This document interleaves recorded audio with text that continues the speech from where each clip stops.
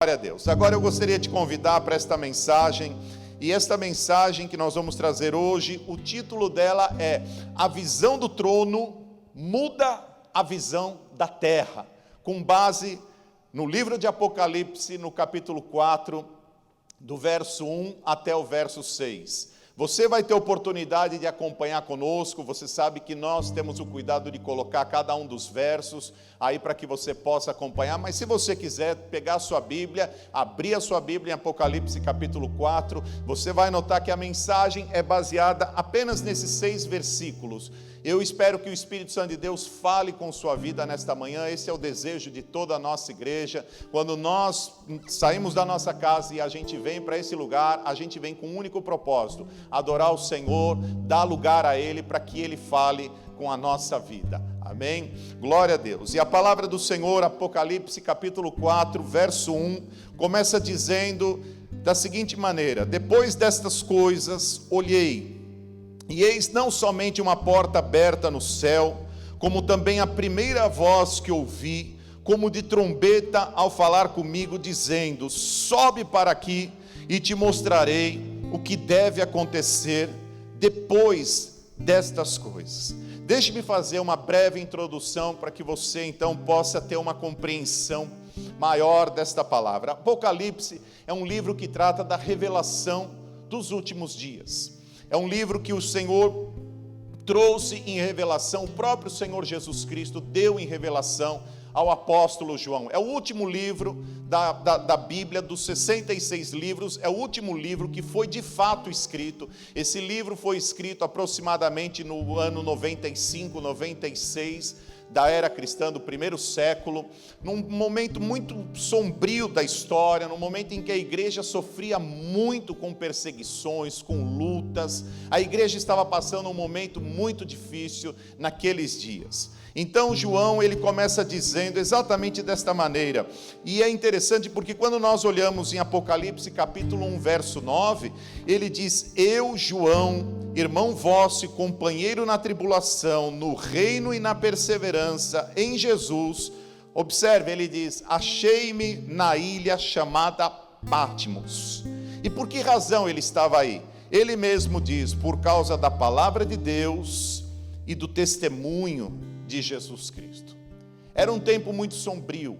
A ilha de Patmos, ela abrigava as pessoas que estavam presas. Nesse tempo João estava encarcerado, e João é tomado.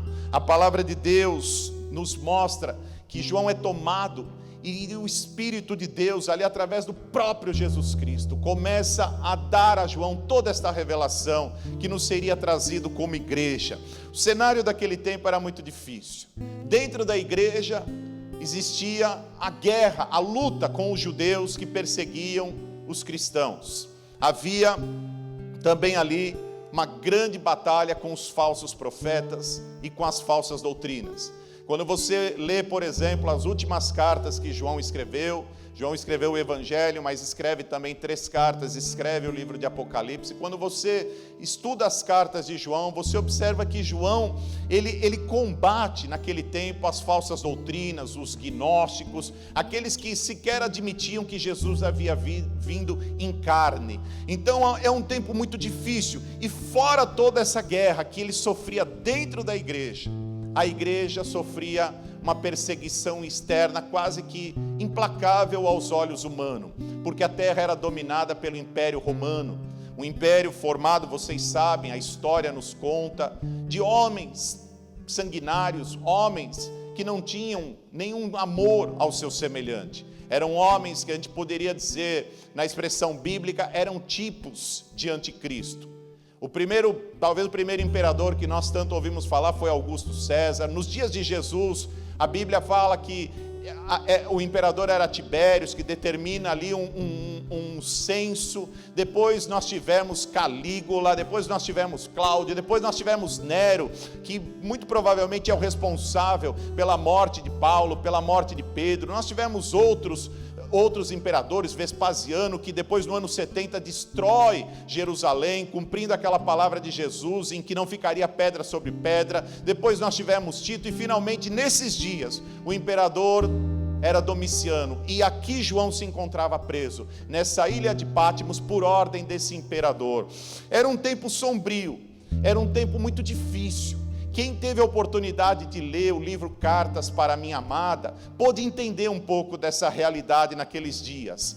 Se você não leu, eu te convido, leia, porque esse livro descreve, ele é baseado num conjunto de mensagens que o nosso pastor Sênior pregou aqui há muitos anos atrás, e que Deus falou muito através dessas mensagens. Então ele resolveu, o Espírito Santo de Deus falou com ele para que ele colocasse tudo isso num livro. E assim foi feito. E eu falo para você, ali retrata de uma forma muito, com muita riqueza de detalhes, o que a igreja vivia naquele tempo. As 7 igrejas, ali Éfeso, que combatia contra os falsos profetas, sofria com os nicolaítas. Ali você encontra Esmirna, em que a palavra de Deus fala que o diabo lançaria alguns irmãos ali no cárcere por 10 dias. Ali você encontra Pérgamo, que era um lugar que a Bíblia chama que estava posta diante do trono de Satanás, também sofria com a doutrina de Balaão, com a doutrina dos nicolaítas. Ali nós temos Tiatira, que sofria com Jezabel. Ali nós temos Sardes, que tinha necessidade de consolidar os irmãos. Ali nós vemos Filadélfia lutando também contra Satanás, contra a sinagoga de Satanás. E ali nós vemos a igreja de Laodiceia, que era uma igreja em que poderia se achar alguma coisa, mas na realidade eles eram miserável, pobre, cego e nu.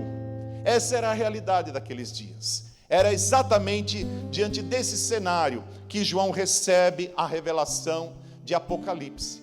E quando ele passa por esta cena, quando ele passa por esta situação, quando o próprio Jesus fala para ele para que ele escrevesse, ele em seguida, no capítulo 4, ele começa dizendo: depois destas coisas, exatamente depois de todas estas coisas, depois de ver todo este cenário, depois de ver toda esta realidade, diante de tudo isso, depois destas coisas, a palavra de Deus fala que João olhou, e João viu uma porta aberta no céu, aleluia. E João ouviu aquela primeira voz que falava com ele, uma voz como de trombeta, diz a palavra. Lá em Apocalipse 1, 10, 11, a Bíblia diz assim, João, olha como João escrevendo, ele diz: achei-me em espírito no dia do Senhor, um domingo, não é? E ele diz assim: e ouvi por detrás de mim grande voz como de trombeta. Era a voz do Senhor Jesus Cristo dizendo a ele: o que vês, escreve em livro e manda às 7 igrejas, Éfeso, Esmirna, Pérgamo, Tiatira, Sardes, Filadélfia e Laodiceia. E no meio disso tudo, ele vê essa porta aberta. E ele, ao ver esta porta aberta, ele ouve esta voz que diz para ele: sobe para aqui. Sobe para o céu, sobe para onde eu estou, Jesus Cristo está dizendo para ele, e diz mais: eu te mostrarei o que deve acontecer depois destas coisas. Quando nós entendemos que diante de todo esse cenário tão desafiador, um cenário tão triste, mas Jesus Cristo estava consolando o coração de João, estava dizendo: existem coisas que virão depois de tudo isso, e eu quero compartilhar com você. A Bíblia fala que imediatamente João subiu, João foi como que transladado em espírito. Ele diz: imediatamente eu me achei em espírito. E quando João chega no céu, ele descreve a cena, e ele fala: eis armado no céu um trono, e no trono alguém sentado. Louvado seja o nome do Senhor. Porque o que João viu, João retratou para nós. Outros homens também viram, mas talvez o retrato mais próximo seja aquele de Isaías, quando ele diz: no ano da morte do rei Uzias, eu vi o Senhor assentado num alto e sublime trono. E ali ele usa de expressões que muito se parece com a cena que agora João está retratando para nós aqui em Apocalipse capítulo 4. Paulo também, de muita humildade, Paulo diz: eu conheço um homem em Cristo, se referindo a ele mesmo, quando ele escreve lá aos irmãos em Coríntios, e ele diz que foi arrebatado ao paraíso, que ouviu palavras inefáveis, que ao homem não é lícito falar. Então nós não sabemos, porque Paulo não nos contou, nós não saberíamos se João não tivesse escrito para nós, se João não tivesse deixado este registro gravado para nós, através do livro de Apocalipse. Em Apocalipse capítulo 1:11, a palavra de Deus, Jesus diz para João assim: o que vês, escreve em livro e manda às 7 igrejas. Vocês sabem que Apocalipse é um livro de muita simbologia, Apocalipse é um livro de muitos números, e todos os números têm um significado, os animais que aparecem têm um significado, todos os cenários, todas as cenas são enigmáticas, mas todas elas trazem um significado espiritual. E quando Jesus diz a João: escreve às 7 igrejas, o 7 é um número de perfeição na linguagem apocalíptica. O 7 representa como que algo circular, como que algo que não termina nunca. É por isso que Jesus fala que nós não devemos perdoar apenas 7 vezes. É por isso que você encontra muitas vezes esse número em outras partes da Bíblia, e aqui com mais ênfase. Quando Jesus diz para João: escreve às 7 igrejas, em verdade ele está dizendo assim: escreve para a igreja de todos os tempos. Esta palavra que foi lançada à igreja naqueles dias é a mesma palavra que serve para a igreja nos dias de hoje. Esta palavra nos alcança. E quando João chega no céu, a visão que João tem é a visão do trono. A primeira visão que João se depara é o trono do Deus Pai. Ele está assentado sobre o trono. Quantas vezes nós louvamos e nós dizemos: Senhor, nos leva à sala do trono. É esta sala, é este lugar para o qual João foi levado, e ele viu, e ali está a Trindade, porque ali está o próprio Jesus Cristo mostrando tudo a ele. Ali está o Pai assentado no trono, e ali está os 7 Espíritos de Deus, aleluia, que é o Espírito Santo na sua plenitude. Ali está a Trindade. O capítulo 4 de Apocalipse é um capítulo que se dedica a falar acerca do Deus Pai, do trono do Deus Pai. O capítulo 5 é a grande solenidade de entronização, é a grande solenidade em que Jesus Cristo recebe do Pai o livro, porque só Ele é digno de abrir o livro, de desatar os selos, aleluia. Louvado seja Deus. E João começa então a fazer uma descrição, não de Deus, porque Deus, amado, é indescritível. Não é exatamente de Deus a quem João está fazendo essa descrição, mas é da glória de Deus, é do seu fulgor, é do seu firmamento, é do seu poder, é daquilo que emana dele. Então João, ali numa linguagem daquilo que um homem pode descrever, porque é muito difícil quando nós nos deparamos. Apocalipse tem essa dificuldade até para quem estuda, porque nós como humanos, para nós é muito difícil nós descrevermos o céu, nós descrevermos a glória de um Deus tão maravilhoso, de um Deus tão poderoso, amados. Mas João tenta fazer essa descrição, e ele diz no capítulo 4, aí no verso 3, ele diz: e esse que se acha assentado é semelhante no aspecto à pedra de jaspe e de sardônio, e ao redor do trono há um arco-íris semelhante no aspecto à esmeralda. Essa descrição que remete à pedra de jaspe, que remete à pedra sardônica, essa pedra de sardônio, ao arco-íris, essa descrição, ela nos traz a informação, ela pode representar a simbologia dos atributos de Deus. Esta pedra jaspe, embora nós a conhecemos como uma pedra de muitas cores, na linguagem bíblica ela é tratada como um cristal resplandecente. Olha quando João faz menção lá da Nova Jerusalém, que desce adornada, e ele diz assim no capítulo 21, verso 11: e tinha a glória de Deus, e a sua luz era semelhante a uma pedra preciosíssima, como a pedra de jaspe, como o cristal resplandecente. Ele diz, então esta pedra de jaspe tão preciosa, que ele chama de preciosíssima, como um cristal resplandecente, ela nos revela talvez o principal atributo de Deus, a sua santidade. O cristal tem esta conotação de ser esta pedra tão transparente, de ser esta pedra que ela emite o brilho, a luz. Quando ela é refletida, dela sai a luz, dela sai o brilho, porque o nosso Deus é um Deus de santidade, aleluia. E João estava através desta pedra dizendo: o que eu estou vendo um Deus da mais pura santidade. Depois ele descreve o sardônio, e o sardônio é uma pedra avermelhada, é uma pedra em que ela nos traz a lembrança da justiça através do sangue carmesim, porque nós fomos justificados por este sangue, aleluia. Então João estava dizendo através daquela pedra sardônia, ele estava dizendo, ele é como o sol da justiça, ele é avermelhado, ele tem esta conotação, ele estava fazendo ali uma alusão e revelando a Deus, que Deus não é apenas santo, mas Deus é totalmente santo e totalmente justo, aleluia. Então ele passa a descrever uma outra cena, e ele fala: eu vejo agora um arco-íris, e esse arco-íris tem um brilho esverdeado como de esmeralda, e esse arco-íris, igreja, representa a aliança de Deus com Noé. Quando Deus trouxe a esta terra o dilúvio, depois que tudo isso passou, o Senhor chega a Noé e faz uma aliança com Noé, aquilo que nós chamamos a aliança da preservação. Quando Deus fala para Noé: o meu arco tenho posto nas nuvens, este será o sinal da aliança entre mim e a terra.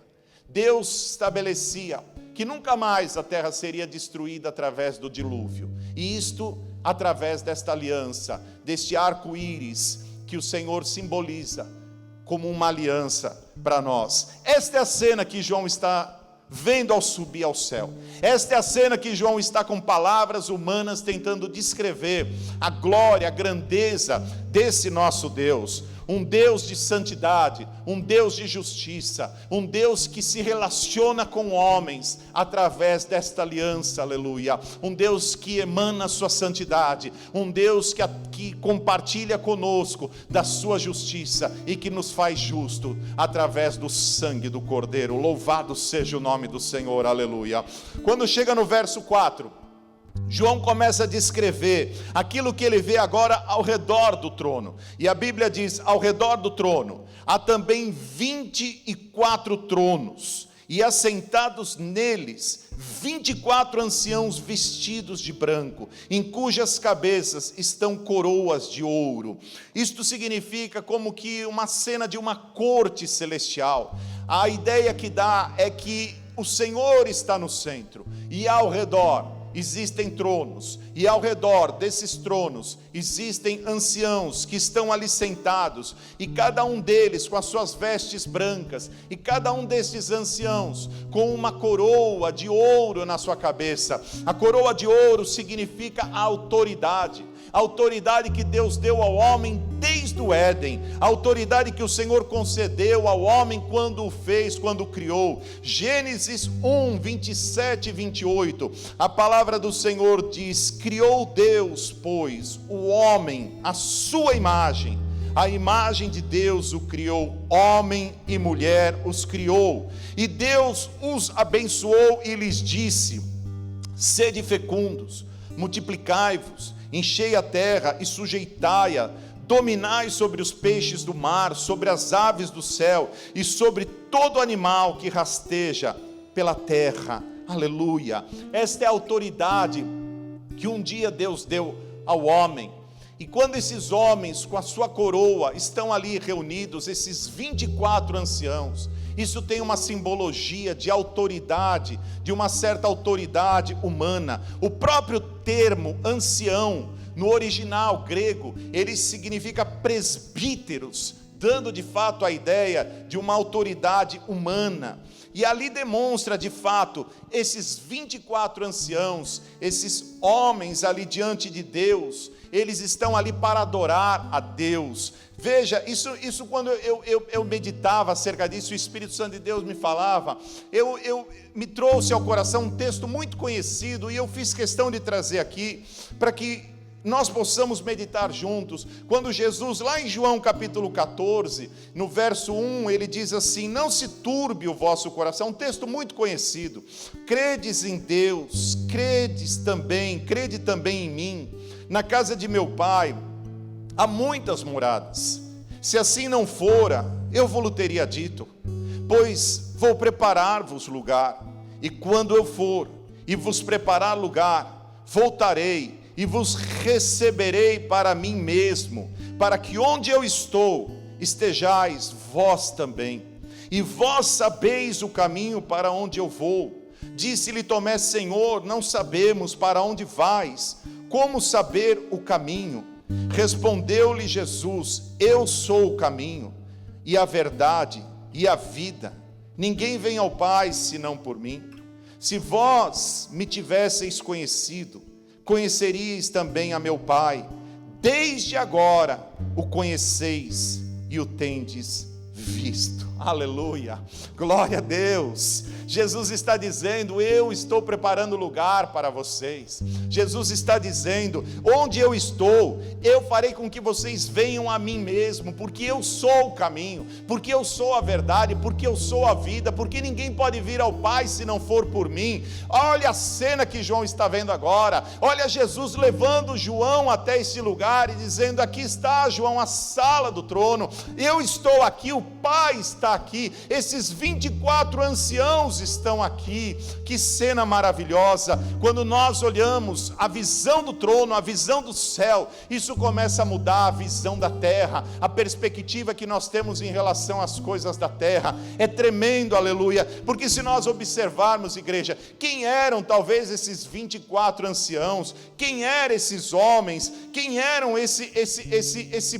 povo de Deus a quem Jesus preparou o lugar, a quem Jesus preparou o caminho. O escritor de Hebreus diz que esses homens foram torturados, foram escarnecidos, foram açoitados, foram algemados, apedrejados, provados, cerrados ao meio, mortos ao fio da espada. Foram homens que andaram peregrinos, vestidos de peles de ovelhas, necessitados, afligidos, maltratados, que o mundo não era digno de recebê-los. Oh, louvado seja Deus! Quem são esses homens agora no céu? Aleluia! Quem são esses homens agora que estão sentados ao redor do trono, que depositam a sua coroa aos pés do Senhor? Aleluia, louvado seja o nome do Senhor, aleluia. Quem são esses 24 anciãos? Talvez nós podemos dizer que ali está o Israel, talvez ali estejam todas aquelas coroas depositadas, ali está o verdadeiro Israel de Deus depositado, ali estão homens e mulheres de Deus, homens que deram a sua vida por amor ao Evangelho. Oh, louvado seja Deus! Eram tempos sombrios, era como se Jesus estivesse dizendo para João: João, resista, João, não se deixe abater pela força do Império Romano, João, não sofra, João, não se dê por vencido, porque eu venci, aleluia, eu venci para reinar, aleluia. Ele estava dizendo: existe um trono que está no céu, acima de todos os tronos da terra, existe um que reina desde o céu, acima de todos aqueles que reinam nesta terra. Eu quero te perguntar: onde está o Império Romano hoje? Onde estão esses imperadores hoje? Onde está Augusto César? Onde está Tibérios? Onde estão todos esses homens? Nero, Calígula, Domiciano? Onde estão esses homens? Onde está Hitler no dia de hoje? Onde está Mussolini no dia de hoje? Onde estão esses homens que tanto perseguiram a igreja? Onde está esse Estado comunista soviético? Onde estão esses países que estavam por trás da coluna de ferro, impedindo que o Evangelho chegasse? Todos esses homens hoje já não existem mais, todos esses homens hoje já não existem mais nesta terra, mas a igreja continua viva. Faz 2000 anos que o Espírito Santo de Deus foi derramado sobre a terra, e a igreja continua viva. Louvado seja o nome do Senhor, aleluia. Se você quiser, pode ficar de pé e dar glória a Deus, porque 2000 anos Jesus passou por essa terra e a igreja dele continua viva, aleluia. Oh, glória a Deus. Eu creio, aí nesse lugar talvez estejam homens e mulheres de Deus, como Abel, que deu a sua vida, como Enoque, que foi transladado, como Noé, como Abraão, como Isaac, como Jacó, como José, como Moisés, como Josué, como Juízes, como Samuel, como Elias, como Eliseu, como Isaías, como todos os profetas, como Davi, como todos os reis. Aí estão os grandes homens de Deus. Aí talvez esteja João Batista nessa cena, aí talvez esteja o ladrão da cruz nessa cena, aí estão os apóstolos, aí estão todos aqueles que no Antigo Testamento esperavam pela promessa, aí estão aqueles que viram a promessa nos dias de Jesus, e aí estão aqueles, aleluia, que olhando para a promessa foram alcançados pela salvação. Esse é o lugar que Deus preparou para mim e para você, aleluia. Louvado seja o nome do Senhor. Louvado seja o nome do Senhor. Essa é a cena que João está vendo, esse é o lugar em que João está vendo. Olhar o trono, querido, muda a maneira como nós olhamos a terra. Eu não sei qual é o problema que você está passando hoje, eu não sei qual é a luta que você está enfrentando hoje, mas eu quero dizer que depois de todas estas coisas, aleluia, você vai olhar e você vai ver o trono. Não se dê por vencido, não se dê por abatido, não se sinta desanimado, pelo contrário, nesta manhã recobre as suas forças, aleluia, porque pode ser, o seu problema pode ser insolúvel aos seus olhos, ele pode ser gigante aos seus olhos, mas existe alguém que está sentado no trono, que é maior do que todos os problemas, que é maior do que todo imperador dessa terra, que é maior do que todo rei dessa terra, aquele a quem a palavra de Deus fala, que um dia o Senhor o exaltou soberanamente, e lhe deu um nome que é acima de todo nome, para que ao nome de Jesus todo o joelho dos que estão no céu, daqueles que estão na terra e daqueles que estão debaixo da terra se dobre, se curvem e reconheçam que só Ele é Deus, aleluia, só Ele é Deus. A honra e a glória ao Senhor Jesus Cristo, louvado seja o seu nome, aleluia. Nós sentimos a presença de Deus aqui nesse lugar, eu creio que a presença de Deus já está aí na sua casa também, aleluia, glória a Deus. Mas desse trono também sairá a igreja, porque o nosso Deus é um Deus de justiça, Ele é um Deus de santidade, mas Ele é também um Deus de justiça. E João descreve no verso 5 dizendo: do trono saem relâmpagos, do trono saem vozes e trovões, e diante do trono ardem 7 tochas de fogo, que são os 7 Espíritos de Deus, aleluia. Sabe o que isso significa? Isso significa que quando Deus age, que quando Deus do céu manifesta a sua ira, Deus está cumprindo a sua justiça, Deus está manifestando o seu juízo. Eu quero dizer para você que nós nos acostumamos, é interessante, porque nós nos acostumamos a ver a tormenta, a ver os trovões, a ver os relâmpagos, o céu se fecha, e de repente vem aquela grande tormenta, e quando ela passa, nós olhamos e vemos o arco-íris.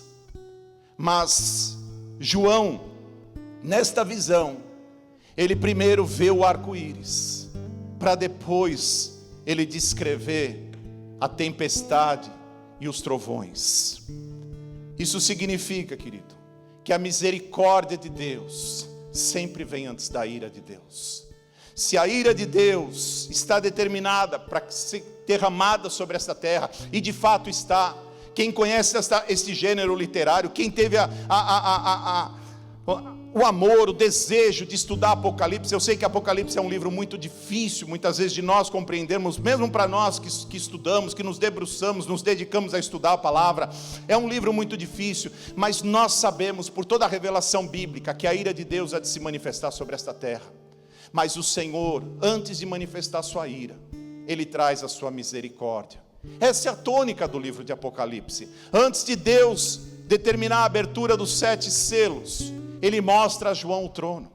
Antes de Deus derramar a sua ira, a taça, 7 taças da sua ira, a Bíblia fala que Ele faz soar as 7 trombetas. As 7 trombetas não deixa de ser um juízo de Deus, não deixa de ser a manifestação da ira de Deus, mas ela sempre vem acompanhada de misericórdia, porque Deus vem sobre esta terra, e Deus destrói 1/3 da terra, mas Ele poupa 2/3 da terra.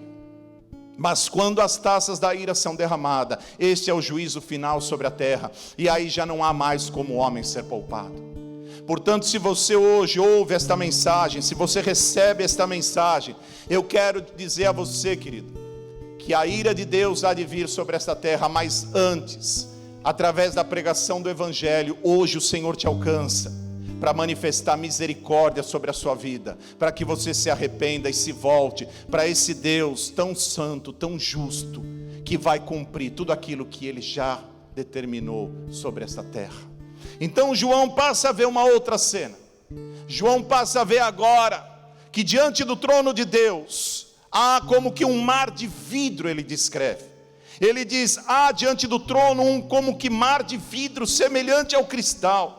E também no meio do trono e à volta do trono 4 seres viventes cheios de olhos por diante e por detrás.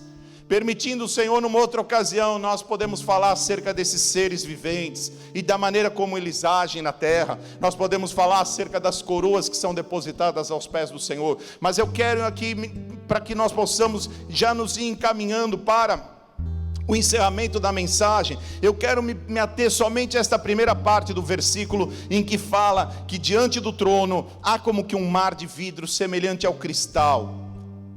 Querido, preste atenção. Aos olhos de Deus, nada fica encoberto. A Bíblia diz que os olhos de Deus estão sobre toda a terra. A Bíblia diz que Ele contempla os bons e os maus.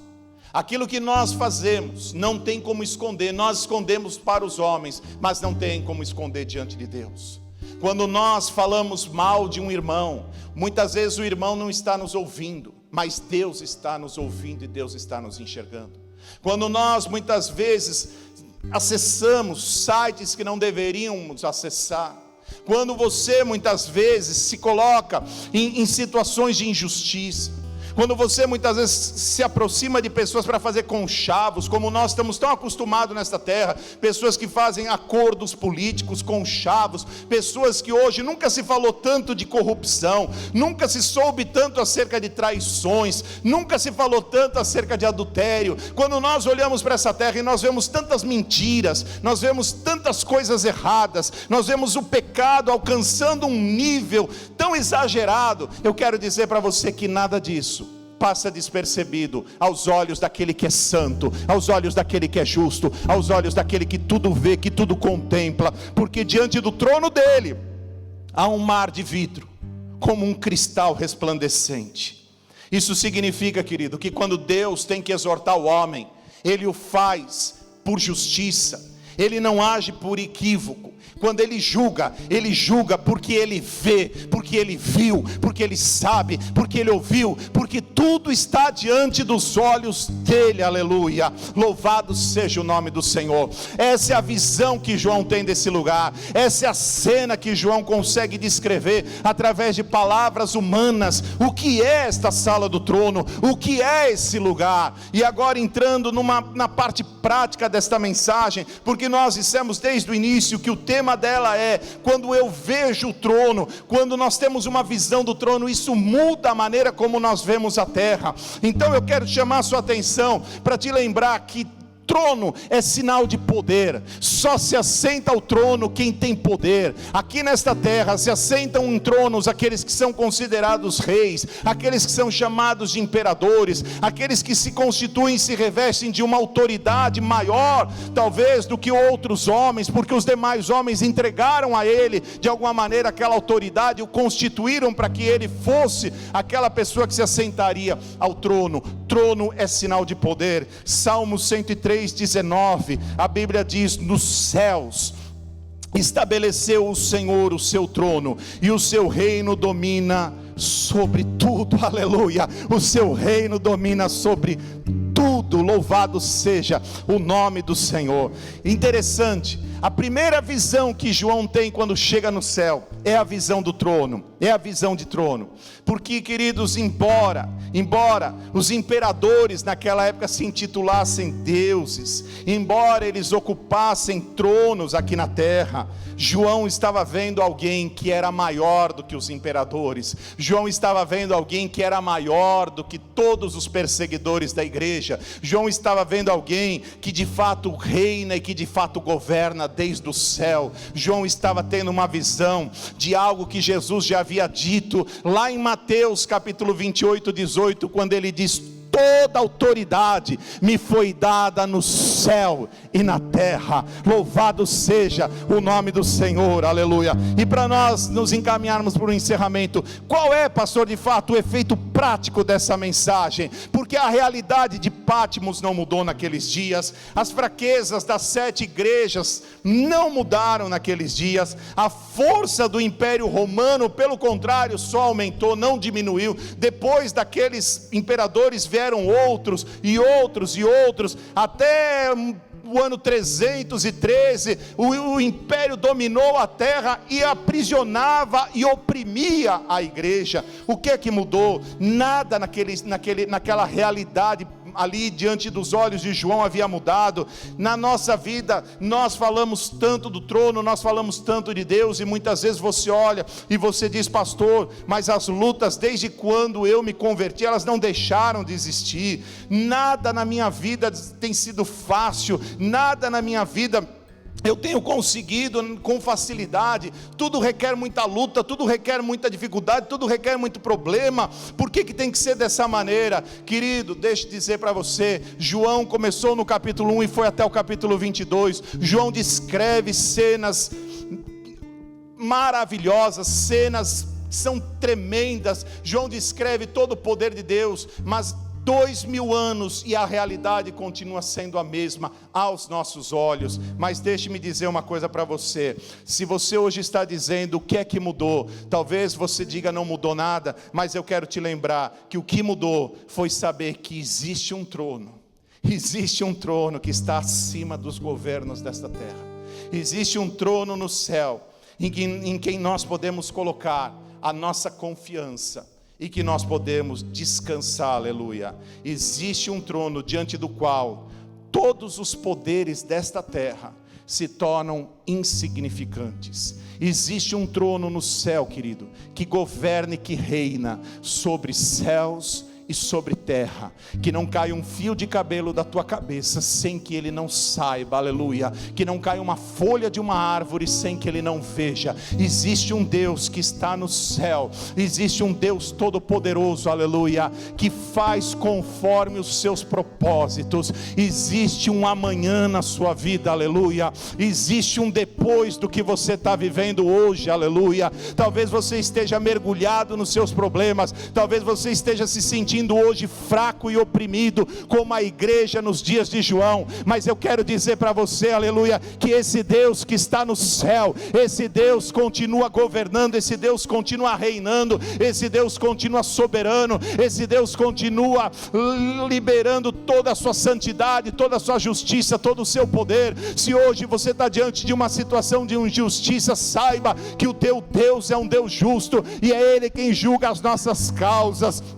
Louvado seja o seu santo nome. Eu quero te lembrar que esse trono está sobre a sua vida. Pegue hoje a tua coroa, pegue hoje esta tua autoridade humana e sujeite diante do Senhor, e deixe o Senhor governar a sua vida, e deixe o Senhor reinar na sua vida. Se por algum momento você quis se assentar ao trono, desça desse trono hoje e saiba que só Ele é Senhor, aleluia. Saiba, ó Israel, que só Ele é o Senhor, aleluia. Louvado seja o nome do Senhor. E para encerrar, a palavra de Deus nos lembra lá em Isaías capítulo 9, dizendo: o povo que andava em trevas viu grande luz, e os que viviam na região da sombra da morte, resplandeceu-lhes a luz, aleluia, porque um menino nos nasceu, um filho se nos deu. Escute, escute, o governo está sobre os seus ombros, aleluia. O governo não está nas mãos dos imperadores, o governo não está na mão dos reis, o governo não está na mão dos homens de eminência dessa terra, o governo está sobre os seus ombros, e o seu nome será maravilhoso Conselheiro, Deus forte, Pai da eternidade e Príncipe da paz, aleluia. E o seu reinado não terá fim, aleluia. Bendito o nome do Senhor, aleluia. Dá glória a Deus aí na sua casa, querido, porque esse é o Deus a quem nós servimos. Louvado seja o seu nome, aleluia. Glória a Deus. Curva a sua cabeça. Vamos orar. Deixe-me orar pela sua vida, Senhor, em nome de Jesus Cristo, ó Deus. Que esta visão do céu, Senhor, que esta visão do trono, Senhor, a partir de hoje ela mude, ó Deus, a visão de toda a tua igreja aqui na terra, Senhor. Que este irmão, esta irmã, Senhor, que recebeu esta mensagem nesta manhã, seja transformado pelo poder da tua palavra, porque todo poder e toda autoridade está somente no Senhor. Não há outro Deus, não há outro Deus, só o Senhor é digno de honra, de glória, de louvor e de adoração. Nós nos prostramos diante do Senhor, nós entregamos a nossa coroa diante do Senhor, nós te entregamos agora, Senhor, a nossa vida, e nós reconhecemos que só o Senhor é Deus, que fora de ti não há salvação. Nós entregamos hoje, Senhor, o comando da nossa vida, tudo aquilo que nós vamos fazer, nós queremos colocar diante do Senhor nesta manhã. Nós estamos declarando para cada uma dessas situações, Senhor, nós estamos declarando para esta terra que existe um trono no céu que governa, que nesta terra, Senhor, ainda que os homens se levantem, ainda que alguns, ó Deus, persigam a tua igreja, mas nada eles fazem se não cumprir a tua palavra, Senhor,